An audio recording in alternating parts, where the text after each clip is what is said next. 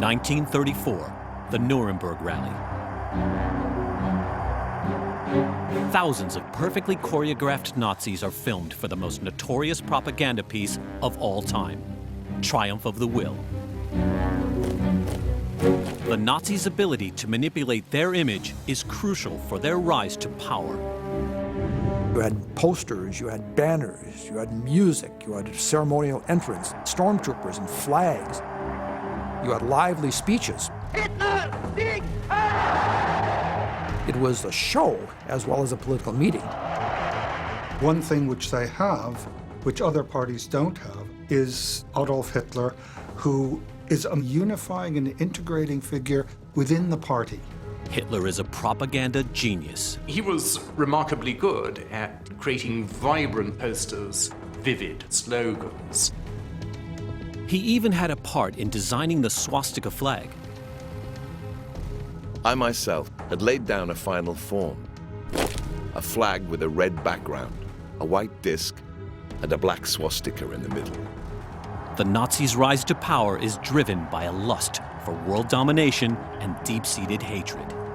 Violence is always at the center of Nazism from start to finish. Today, Nazi imagery is burned into the world's consciousness as the ultimate symbols of evil. Violence was the means by which they sought to intimidate their opponents and eventually secure their power.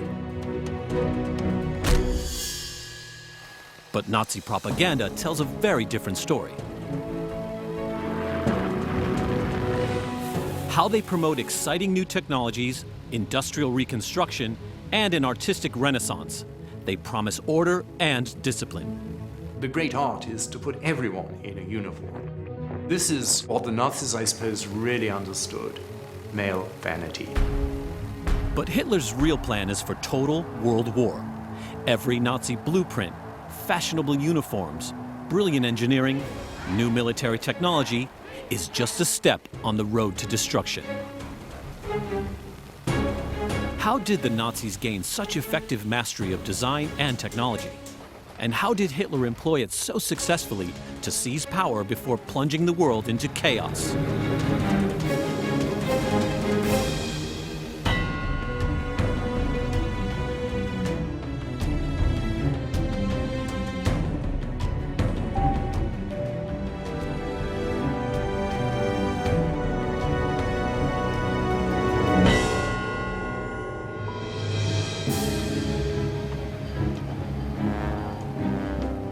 Germany, in the early 1920s.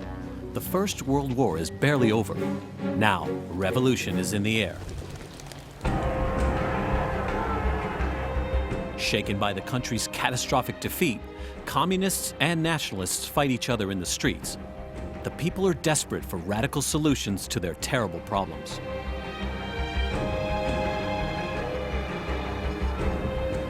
If you think of what people in Germany had been through, they'd been through the First World War, when there's mass starvation. Over 500,000 Germans die because of the Allied blockade of malnutrition in the First World War. There's the terrible carnage on the front, where huge numbers of German men are killed.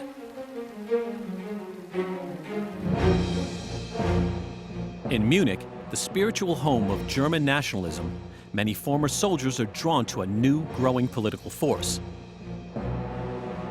It is the Nazi Party with its charismatic leader, Adolf Hitler.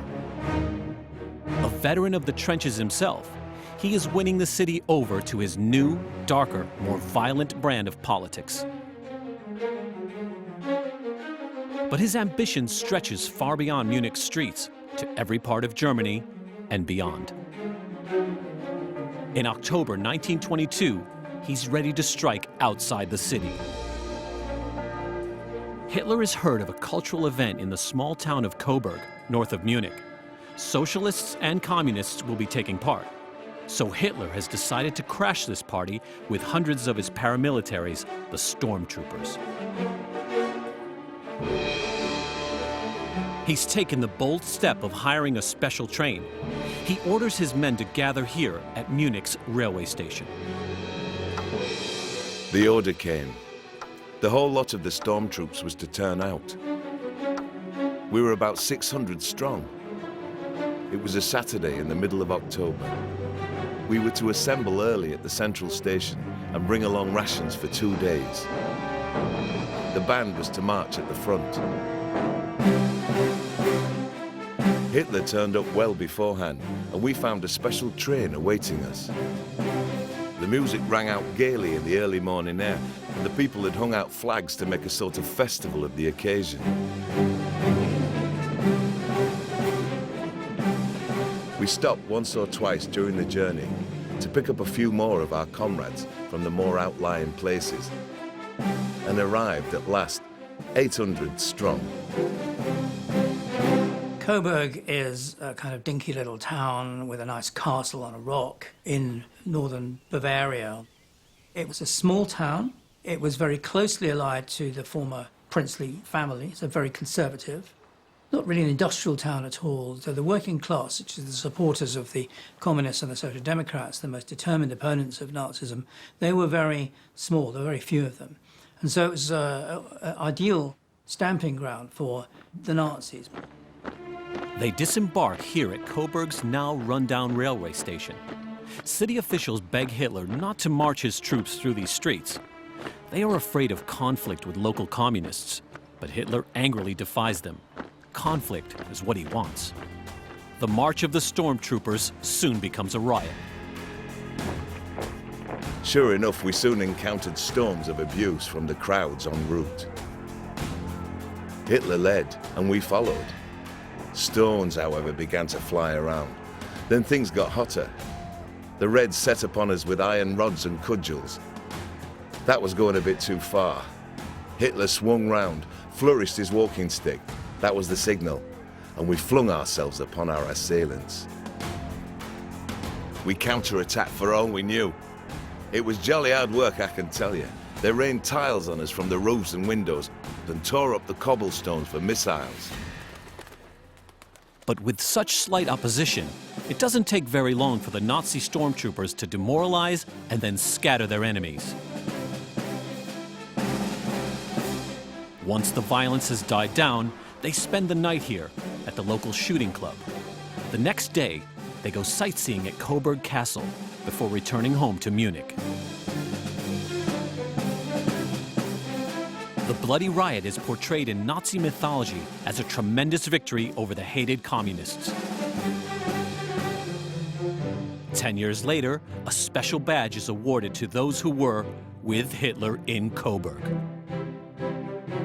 It becomes the Nazi Party's most prestigious award.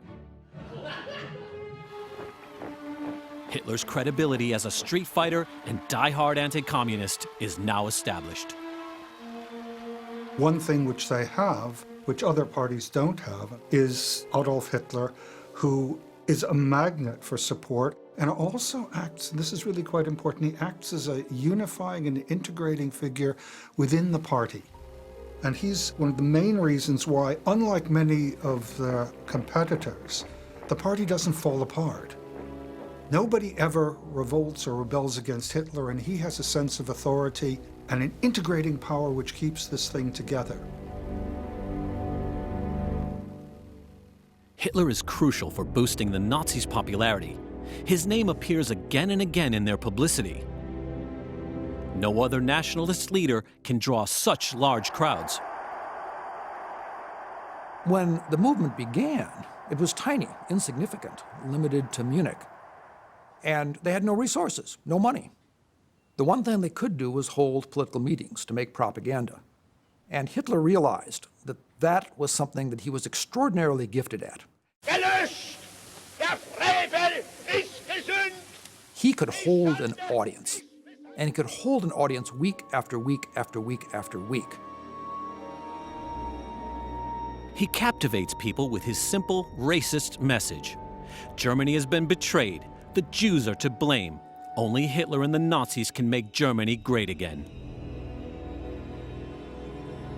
As well as his speeches, Hitler also takes charge of Nazi propaganda in 1920.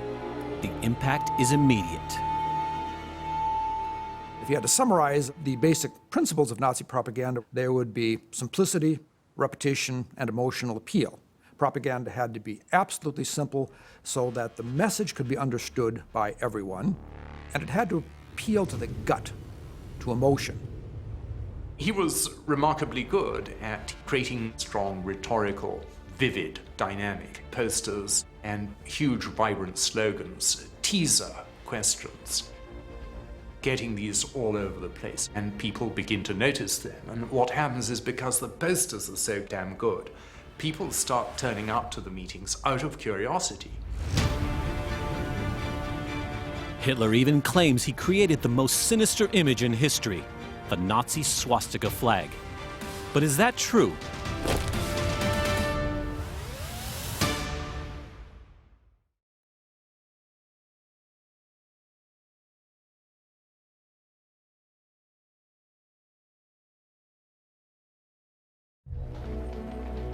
In 1920, Adolf Hitler is already proving to be a master of propaganda. But now he faces his greatest challenge: overcoming the most powerful political force of the 20th century, the Communist Party. With its red banners, powerful symbols, strong organization, clear message, and support from Soviet Russia, it seems poised to take over Germany and perhaps the world. Millions of Germans support the communists and thousands attend their rallies, as Hitler sees for himself. In Berlin after the war, I was present at a mass demonstration of Marxists in front of the Royal Palace and in the Lustgarten. A sea of red flags, red armbands, red flowers was in itself sufficient to give that huge assembly of about 120,000 people an outward appearance of strength. I was now able to feel and understand how easily the man in the street succumbs to the hypnotic magic of such a grandiose piece of theatre.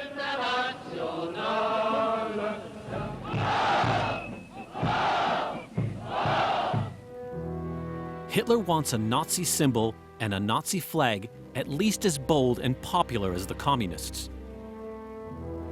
He had an intuitive grasp of the importance of branding. Hitler spends hours in Munich Public Library looking for inspiration, looking for the signs and symbols the party's going to use, the Nordic runes, the stylization.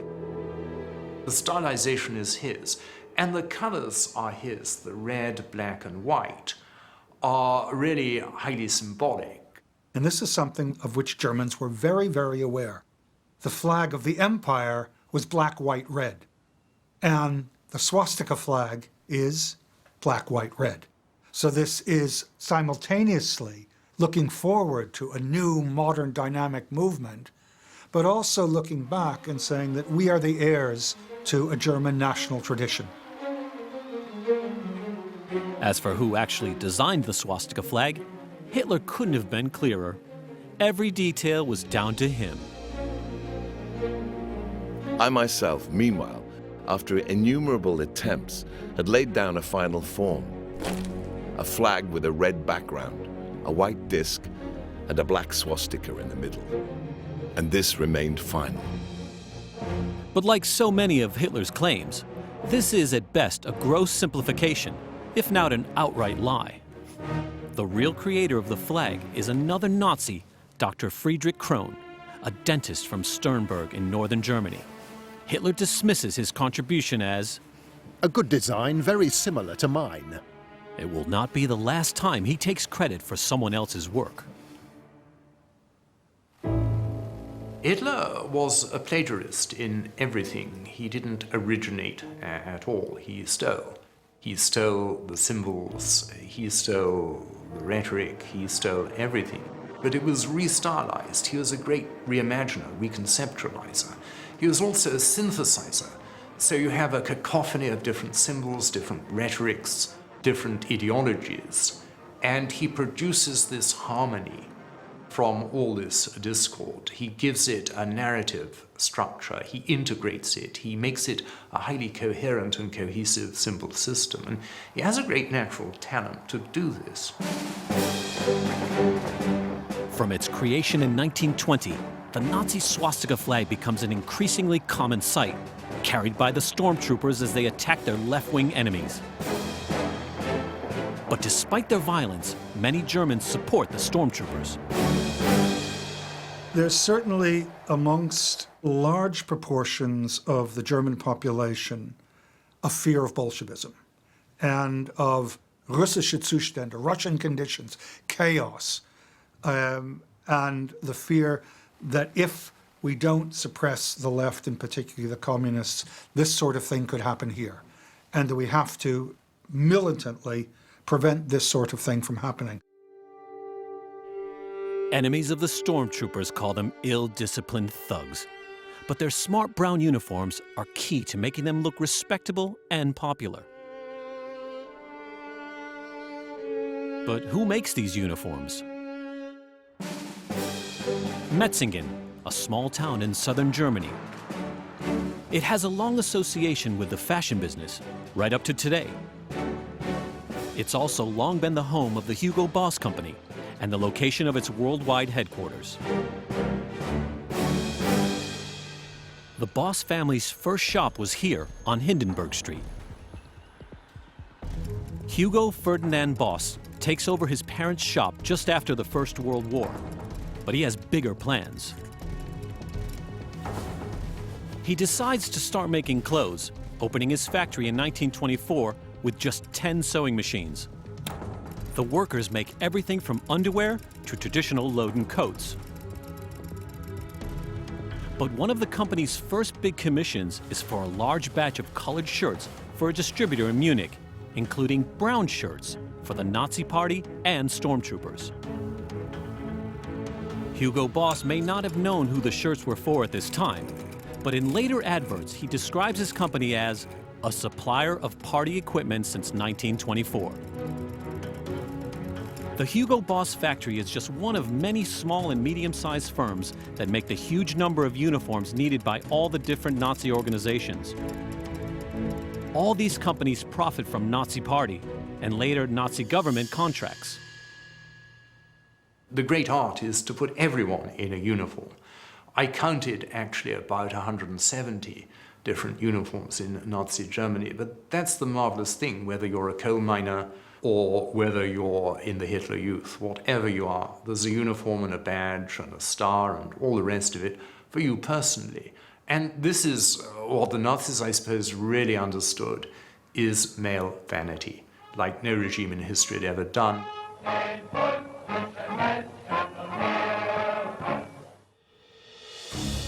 But the actual design of these uniforms is the work of other people. One is Walter Heck, a badge designer.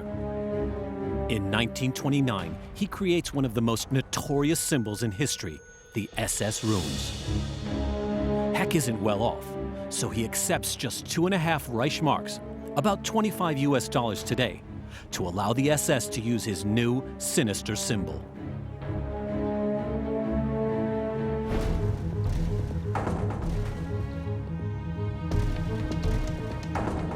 Another key Nazi designer is Karl Diebitsch. He joins the Nazi Party in 1920 and creates many of its most significant items, including the SS dagger. In 1932, Diebitsch and Heck worked together to create their most important and most notorious product, the new all-black uniform for the SS.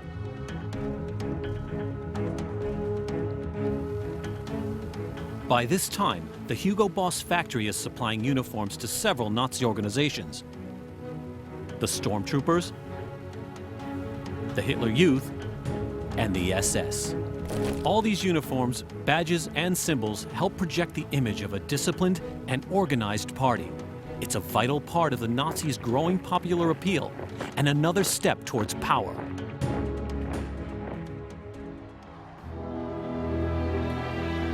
This image of determination and discipline is particularly attractive to former Army veterans, as well as younger men who are disappointed to have missed out on the war experience.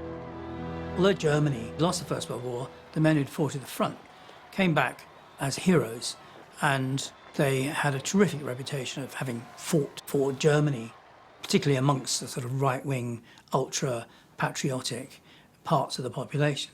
And the younger generation, who'd just been a little bit too young to fight in the war, felt really inferior in comparison. And that, I think, fueled a lot of the violence which the younger members of the stormtroopers movement were prepared to use. And once the Nazis seize power, the stormtroopers are let loose. The result is a bloody wave of arbitrary arrests, torture, and even murder.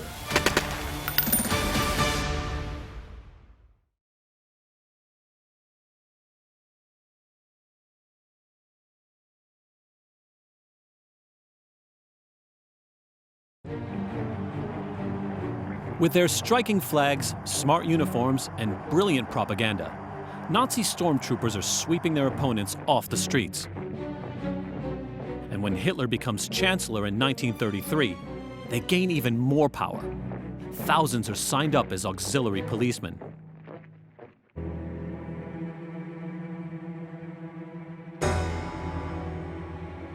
With access to police records, now the stormtroopers know the names and addresses of their political enemies. They start to raid homes and workplaces, seizing anyone they want.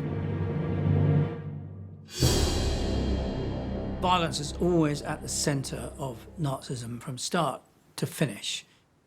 Violence was the means by which they sought to intimidate their opponents and eventually secure their power. So they're prepared to beat people up, knife them, kill them, even to torture leading figures in the other parties.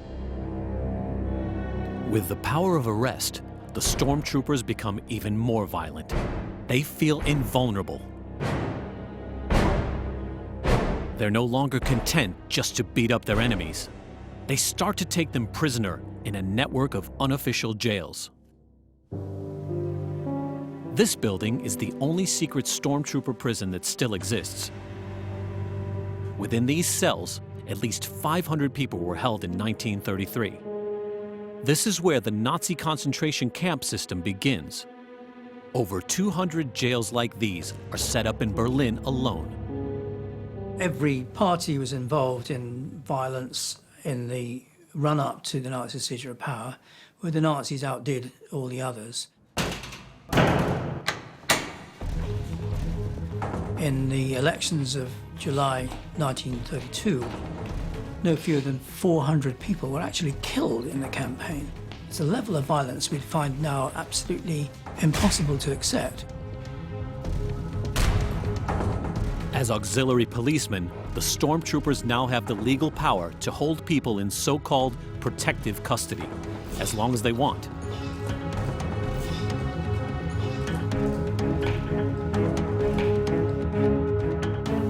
So they can interrogate, abuse, and even torture their victims. This harsh treatment leads to many deaths. The Nazis couldn't care less. But when their own people are killed, they are hailed as martyrs, such as Horst Wessel. Horst Wessel was a young man from a very respectable background. His father was a Lutheran pastor, and he was attracted towards right-wing politics after the war in the 1920s. His family were very, very conservative, and he went one step further, became an organizer for the Brown Shirts, and got involved in violent altercations in the early 1930s. The Nazis claim Horst Wessel was a brave, selfless young man who left university to live in a poor neighborhood. They say he helped local workers battle against the left-wing agitators, which is why he was cruelly murdered by communist thugs. The leader of the Nazi party in Berlin at the time is Joseph Goebbels. He is already developing the propaganda skills for which he later becomes notorious. Goebbels, the master propagandist, turned this into a huge campaign, beginning with his funeral of a man who'd sacrificed himself for Germany against the evil Reds. Goebbels arranges for Wessel's coffin to be paraded through central Berlin. Inevitably, there are clashes between Nazis communists, and the police.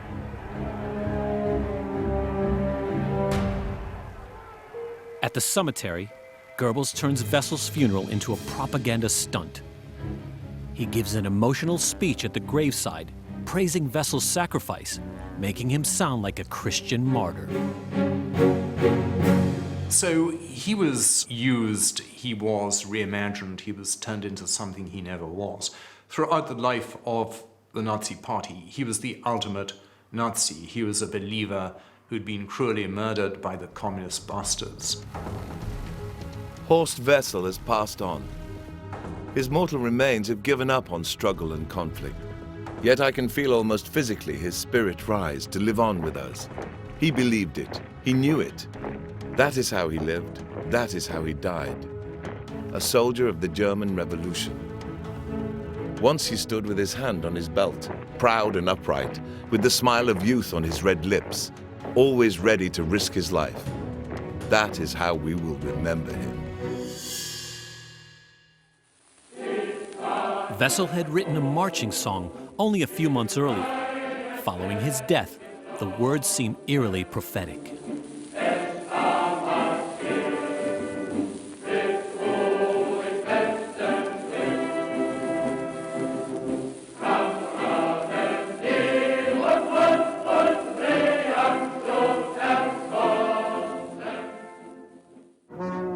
It soon becomes the official Nazi Party anthem. So Horst Wessel was really Saint Horst Wessel to the Nazis. There was nothing sordid about him. But the truth of Wessel's life and death is rather different from the Nazi propaganda version. What had actually happened is that he'd started living with a former prostitute, and it seems, at least the communists put this about, that his death was due to a personal dispute with her former pimp. The most likely story is only slightly less sordid. Wessel and his girlfriend get into a dispute with their landlady over unpaid rent.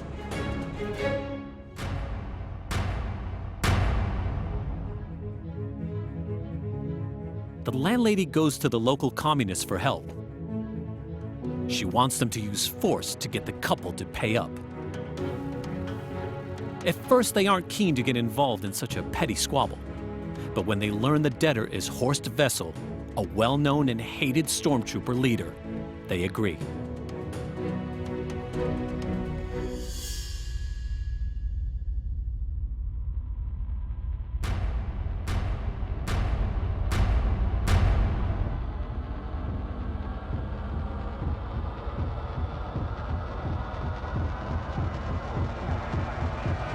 But instead of beating him up, they shoot him in the head.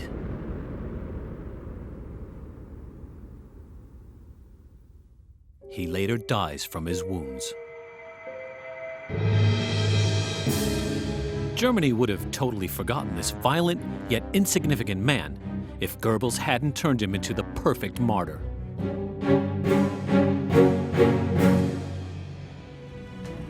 As well as creating martyrs for the party, Goebbels also transforms the story of his leader, turning him into the perfect example of true Nazi values.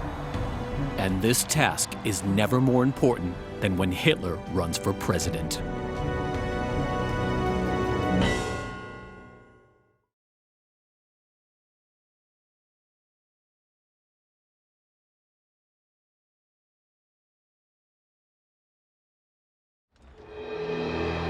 By 1932, Hitler feels confident enough to campaign nationwide to become president of Germany. It is a symphony of carefully crafted images and enthralling spectacles. And to reach as many people as possible, he does what no German politician has ever done before. He takes to the air. Well, it was totally novel. Very few people had ever been by plane. Hitler recognized, though, the utility that he could hit many cities in a single day. It's not the huge rallies necessarily in Berlin or Hamburg or Munich or whatever, but in district towns where he attracts 10, 15, 20,000 people. It made for the most dramatic arrival possible. Hitler's aircraft, the Junkers 52-3M, is the very latest technology, only a year old. He uses it to deliver 46 speeches in less than a month. The idea of Hitler coming down through the clouds, attracting these tens of thousands of people, many times a day, moving from one area to the next, made a big impression. And he was the first person to do this. Everyone could have a direct experience of this rock star charisma.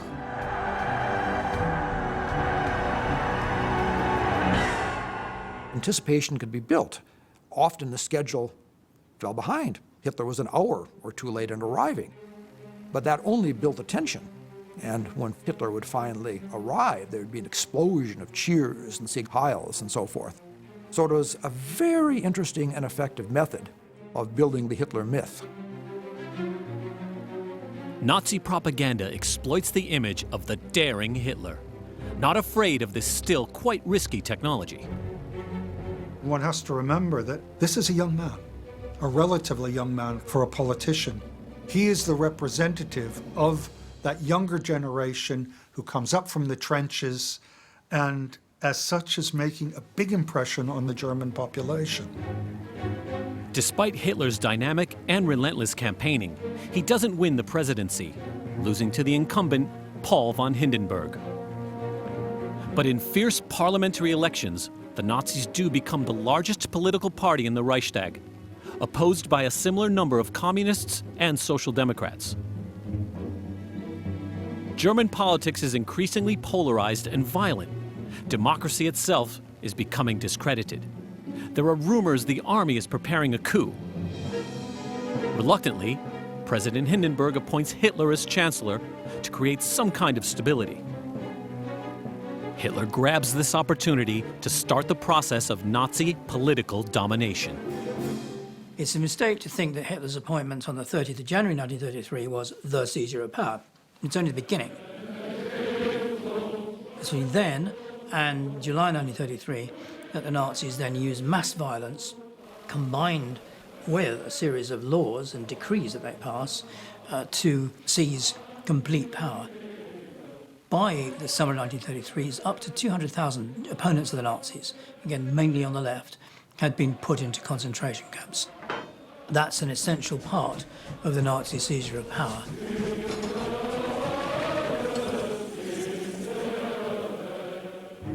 With their enemies crushed, nothing can now stop the Nazi takeover of Germany. Nazi designs and symbols rapidly become state designs and symbols. Und durch ist Stein unsere Flagge zum Symbol des deutschen Volkes und Reiches erhoben. In March 1933, the swastika flag becomes a German national flag. In May, the Horst Wessel song becomes part of the national anthem. And in July, the Nazi salute and Hitler greeting become compulsory for public employees. But they are soon being used by everyone.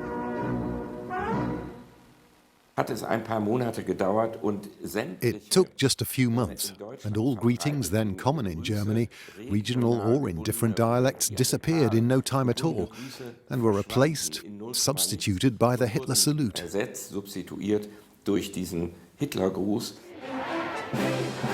Most need little encouragement, but for those who refuse to use the Nazi salute, there are severe penalties.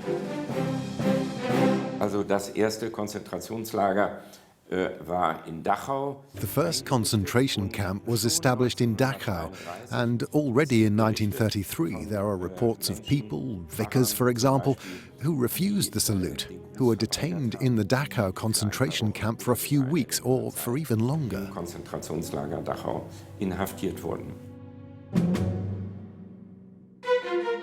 The Nazis insist this is now the only acceptable German greeting. The Nazi Party reminded people again and again, in public, everywhere. Beer glasses were sold with the German greeting on them, with Heil Hitler. On advertising columns, there were large posters saying that in Germany you must greet with Heil Hitler. So there was tremendous public propaganda favouring the adoption of this salute. So these two things complemented each other. There was a real readiness within the people to use this salute, but that, of course, was also supported by massive propaganda. Aber die wurde auch durch massive Propaganda natürlich mit gestützt. So it was extremely difficult to withdraw from the obligation to make the salute. If so, you were suspected straight away. And the suspicion was then, briefly, well, it led to the risk of you being denounced to the authorities. Das Risiko, sich denunzieren zu lassen. With every passing day, the Nazis take over more and more of daily life. The Nazis then reshaped the whole of German society to be part of the Nazi machine. For example, the trade unions were banned and abolished and their property seized, and a labour front, a Nazi labour front, was created to represent all the workers. Nazism claimed to be much more than a political party that was only interested in winning the next election. It claimed to be a worldview that had an interest in every aspect of human life. They simply were interested in everything. They were interested in transforming German views of art, German education, German media. If you had a football club, it had to become part of the Nazi Football Association. So, and very often, local towns and communities would have 3 or 4 different choirs, for example, a socialist choir, a liberal choir, a conservative choir. It was a very highly politicized society. These are all scrapped by the Nazis and turned into the Nazi choir, as it were. So in the end, there was nothing left except the church and the army. The church and the army were the only two institutions that were not fully Nazified. As somebody once said, wherever 2 or 3 people met, Hitler was there in spirit as well. In August 1934, Hitler's final obstacle falls away. The 86-year-old president, Paul von Hindenburg, dies. Hitler announces that the presidency has died with him. From now on, he declares, he is the head of state with a completely new title, leader of Germany, the Führer. Total power is now in his hands. Hoffnung kämpft mit Verzagtheit, Zuversicht mit Verzweiflung. Immer wieder aber wird die Nation emporgerissen zum Schutz ihres Daseins. Now, with the whole resources of the state at his disposal, Hitler orders the creation of the most notorious propaganda film in history, Triumph of the Will.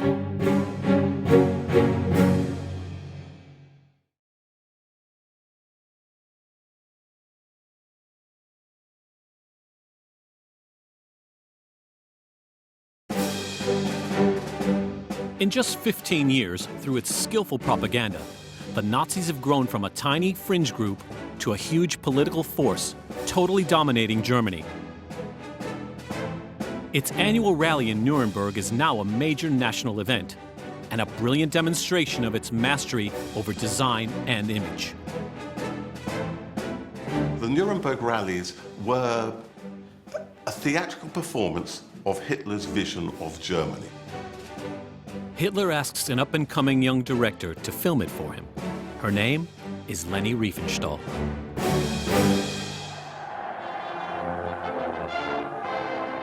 Hitler comes through the crowd. He is of the crowd. He is of the people and rises above them.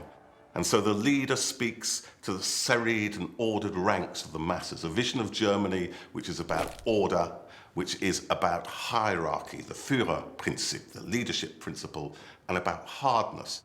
Und so grüße ich euch denn, als meine alten, treuen, S-Aules S-Männer, Sieg heil! And every detail feeds into that. So, for instance, Albert Speer talks about the building of the Nuremberg arena, how it was made of granite and hard German oak. Riefenstahl is given extraordinary resources, 30 cameras and 9 aerial photographers. She has a crew of more than 170 people, many dressed in stormtrooper uniforms so they can blend into the crowds. The result is one of the most infamous propaganda films of all time, Triumph of the Will. It's a display of power to others. It's a way of saying we are big and we are strong, and making people begin to believe that perhaps, they are popular. Perhaps they're not very left field, in a sense creating a norm of acceptability.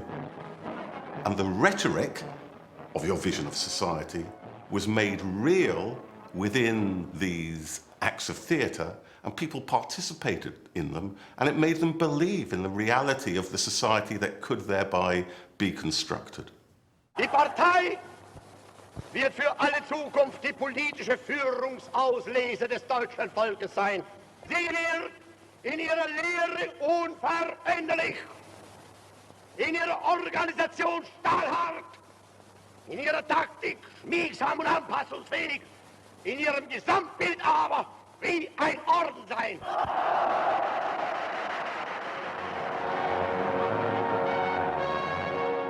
Goebbels was once asked what was his greatest propaganda achievement, and he said it's Hitler. It's the Hitler myth. It's the notion of this person who is utterly selfless, who gives himself up for the people, who is of the people, who is for the people, who tirelessly sacrifices and achieves for the people. And that image is central to Nazism. Hitler was absolutely central to the Nazi movement. It's hard to imagine Nazism without Hitler. It'd be like imagining Christianity without Christ.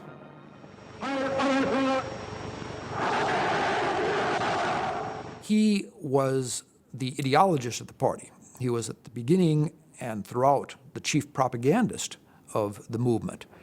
He was really the center point about which all of Nazism revolved. Without him, there was no Nazi movement.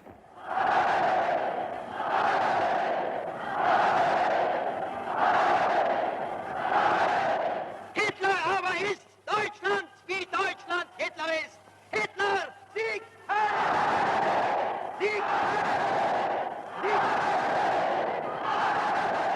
What you're getting is this creation of a sense of German identity and German community, which is defined and embodied in Hitler, which means that if you see yourself as German, then you are bound to Hitler, and you are, in a sense, bound to follow Hitler. But where is Hitler leading Germany to? In 1934, many Germans seemed too dazzled by Nazi glamour to care. But Hitler has decided. He has already ordered the construction of thousands of new tanks and warplanes. They are essential for the next stage of his project.